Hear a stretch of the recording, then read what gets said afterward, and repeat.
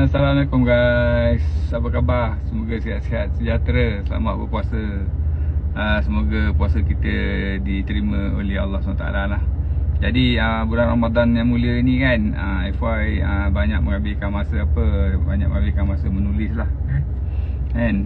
Sebab pasaran bursa Malaysia pun slow kan. Hari-hari tengok pun tak ada apa nak tengok. Lepas tu perang lagi kan.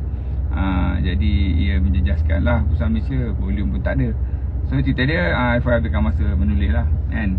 So cerita tuan-tuan puan, FY menjalankan gerakan Minda Akhirat Minda Akhirat 3.0.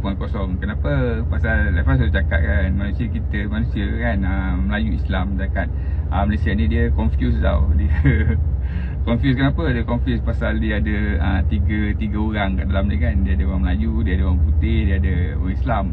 Jadi pieces-pieces jigsaw puzzle yang dalam diri tu kan berterabur kan.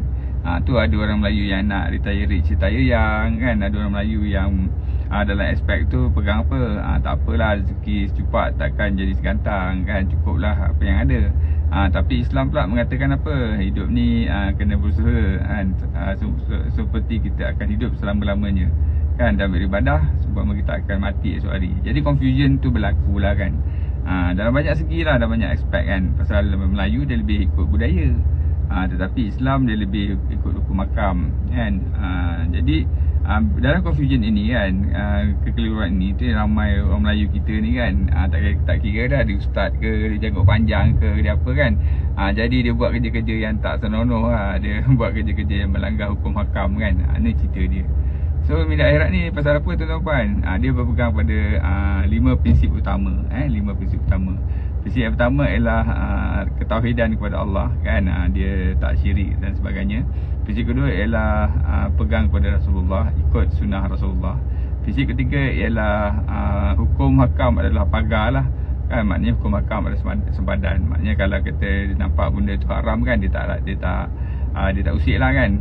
Kemudian prinsip yang keempat ialah dia tahu yang diri dia akan dihisap. Walaupun dalam hati dia cakap benda tak betul pun, dia tahu dia akan dihisap. Jadi bila dia tahu dia akan dihisap kan, walaupun dia buat salah sebesar atom sekalipun, dia tahu dia akan kenalah dekat akhirat nanti. Dan akhir sekali dia dalam prinsip Minda Akhirat ni apa dia tuan-tuan puan? Ialah dunia ni ada sebagai ladang lah, yang mana kita gunakan dunia ni sebagai tempat untuk kita collect saham-saham akhirat. Jadi FY dah letak semua benda ni dekat Minda Akhirat kan. Layari je www.mindaakhirat.com. So selamat membaca. Dah ada 3 buku yang FY letakkan kat sana. Semoga bermanfaat. Sesungguhnya baik pada Allah, tak baik pada FY sendiri. Assalamualaikum, bye.